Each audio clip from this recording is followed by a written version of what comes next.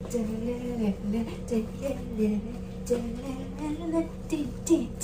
my babies, you're here again with me, baby. If you are already a subscriber, welcome back, nice to see you. And if you are not, feel free to click the subscribe button. It is a lot of fun here, and we're gonna have a giveaway very soon because we reached our 4K mark. Whoa! Yes, that is right, we're gonna have a giveaway. I just haven't really thought about what to do just yet.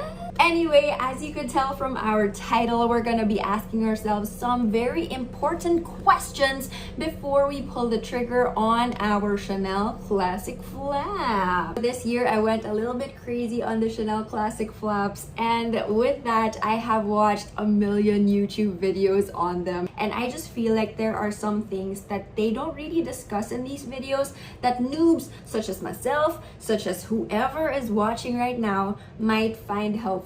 Because every time you watch a video, they're just like, oh, this is my bag, it's so beautiful, I love it, it's worth all the money. And I just feel like that's not all there is to it. So these are the things that I wish I knew if I could turn back time. If only I could turn back time. So if you have been eyeing a Chanel Classic Flap in a small, in a medium, whatever, then this is the place for you. Not looking for a Chanel Classic Flap? Don't you worry. These are actually lessons that you can apply throughout your entire luxury shopping journey. First question, why am I buying it? So is this the bag that I love? Do I love the look? Do I love these two flaps? Am I okay with everything about it, even its weight? And yes, you guys, I just have to say this right now. This bag has like the tiniest capacity. Let me demonstrate. This is basically empty with a Samorga organizer, cell phone, small wallet, and alcohol. That is all that fits. Yes, it doesn't fit much, and already it is quite heavy. On its own, it's already pretty heavy because of all of the leather, because it has two flaps, and because of all of this hardware, all of the metal there. It's not the lightest bag, but it's light enough, I guess. Are you okay with the fact that that's it with the capacity and that it gets heavy? Sometimes when I'm out for a long time, it does start to hurt my shoulders. And that's me. I'm very, very picky about weight, but I still like it, so I got it. You have to ask yourself all of these basic questions. Like, you have to integrate it into your own life. Will it fit my lifestyle? And then maybe you're like, okay, this is it. I'm gonna get myself a classic flap. I'm ready. I've got the funds. Let's go. You start your research then on which one you want. So you have to really research the leather. Okay, this one is a caviar leather. It's the greened one. Some people prefer the lambskin, but I'm just gonna tell you up front, the caviar really retains its value more than the lambskin. If you look at pre-loved ones, the caviar are always just like twice the price. So if you are thinking about it in that aspect, I would recommend a caviar. In terms of hardware, you can go either way. There's silver, there's gold, and then you have to think about the color. So for most people would go for a black or a beige. I now have one of each, and honestly, I think this is good enough to last me for the rest of my life. Just these two colors from Chanel, I'm solved. So if you're thinking of getting your first one, I would suggest either way, go with the beige or a black. In whatever hardware, get it in a medium size or even a small. A small is slightly cheaper, but the medium is really the quintessential, the it size. If you get that kind of combo, you're definitely safe.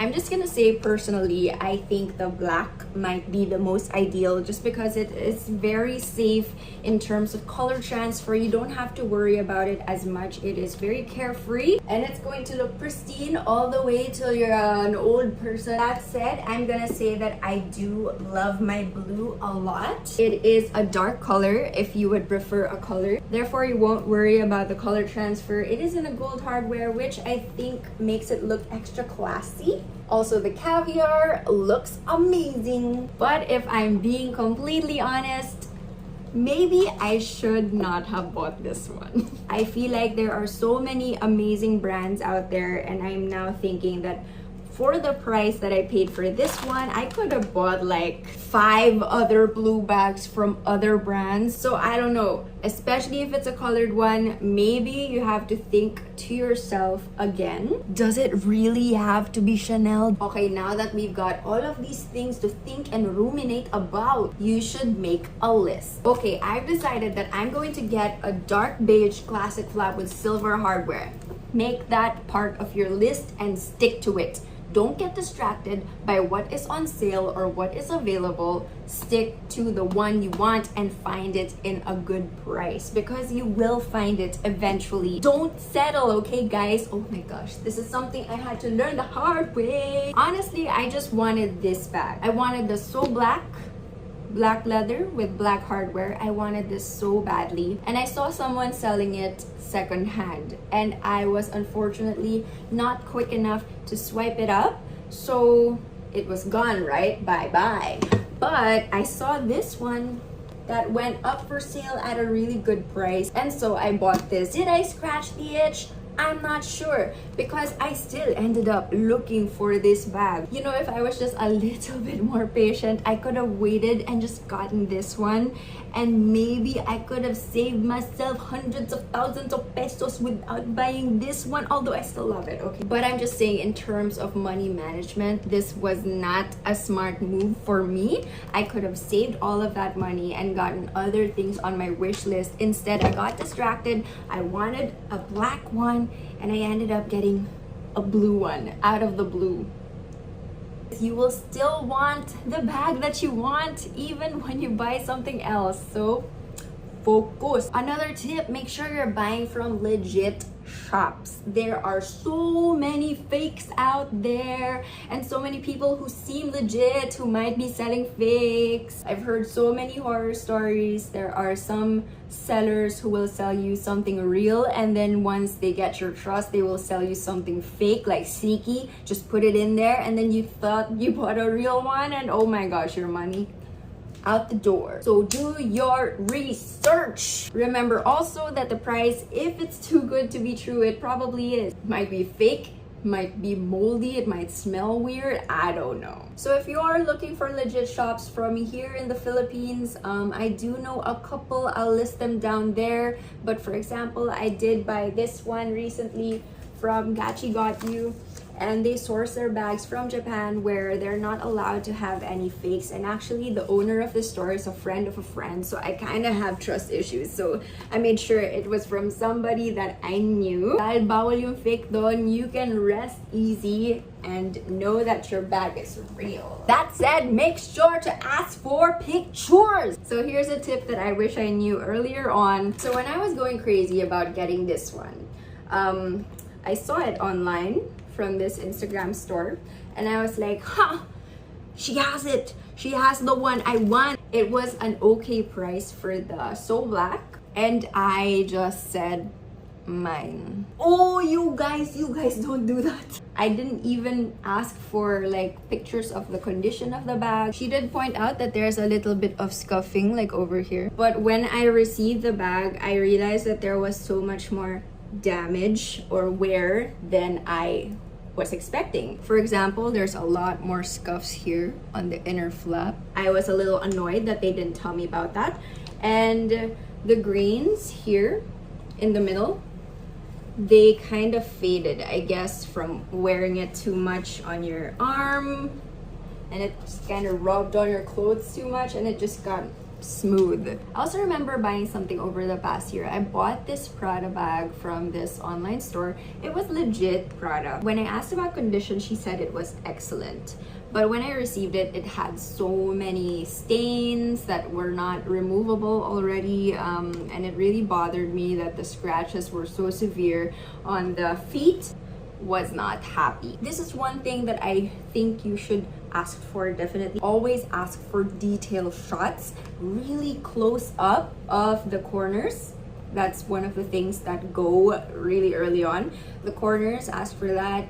Corners of this, corners of that. And when we're talking about the Chanel Classic flap, always ask for close-up pictures of your strap as well, because sometimes the leather is like lifting off already or kind of peeling I guess, from wear. Also ask for close-up shots of the leather as well. So if you're getting the caviar, I suggest you look at this back pocket, because if it is rubbed, then it's going to straighten out. Also, take a good look at the hardware. If there are scratches, this one is in very good condition. Yeah. Make sure to look at the inside also, because there might be discoloration. Sometimes there are sticky pockets with like peeling leather, which is horrible. This one is fine. Looks good, excellent inside, honestly. And then one thing that you should ask about also is the overall feel and wear, because I'm going to say that this bag, this is like 15 years old, right? It is the softest and slightly squishiest bag that I own. In comparison to the newer models, these are still kind of stiff. Obviously, you can't tell just by my Can you tell? One more thing, ask for the smell. So this one, I know, is old. It smells like she's been stored in a closet, and that's why she's in such great condition. She was barely used ever. But I don't know if that smell will bother you. It doesn't bother me. It smells like closet. This one smells like leather. That smells better. That smells like... This became like a sniffing ASMR video. This one smells the leatheriest. So yes, ask for detail shots. Always, always, always. And don't care. Don't think about the seller's feelings anymore. Pag nakukulitan sila sa'yo, they're saying that you're getting annoying or that you're asking for too much. You're allowed to ask for these photos because you are going to spend a lot of money. You have the right to see all of it because you don't want to get sad when you receive your bag, right? You don't want to be like me. I was like slightly disappointed in this one, but now I've gotten used to the wear and it's all good now. With all that in mind, the next tip is try to see the bag in person. So maybe you've just been watching YouTube and you don't actually know anybody who has the bag. Then you can try going to a secondhand store or a reseller just to kind of check it out. Try to find the bag that looks closest to the one that you might buy and try it against yourself. Do you feel this color? Does it match your skin tone? Because it's hard if you don't physically see the bag. What if the medium flap is too big for your frame? What if it's too small? You don't want to just hope for the best. So next thing to note is that there is such thing as layaway, and some stores even have card options, credit card options, where you can pay by installment. And I feel like these are great ways to kind of stagger the payments and not just transfer gigantic amounts at a time to like a reseller, which I did. So this one I did a layaway for 3 months, so the payment wasn't as painful, and I wish I knew about layaway earlier. Next tip is to keep all of the inclusion.